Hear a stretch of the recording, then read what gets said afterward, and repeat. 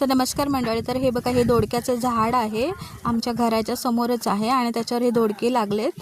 तर सासूबाईंनी ना माझ्या हे दोडके काढलेत आणि ह्याचा ठेचा बनवत आहेत त्या. आणि हे बघा, त्याचे मस्त असं कीस काढून घेतलेत त्यांनी. आणि मग हे ना आम्ही पाट्यावरच वाटतो.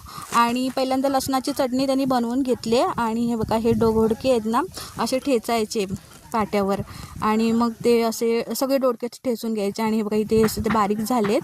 इथे माझ्या मोठ्या सासूबाई आहेत, माझ्या सासूबाई आहेत, आणि इथे आमचं गरम पाणी चूल आहे इथे.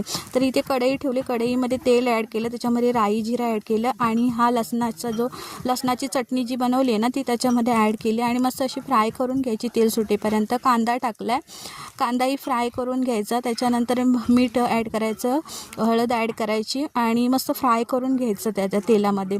पाणी ॲड नाही करायचं त्याला. तर इथे मस्त असा दोडक्याचा ठेचा झाला आहे. आणि चला तर माझ्या चॅनलला सबस्क्राईब करा. बाय.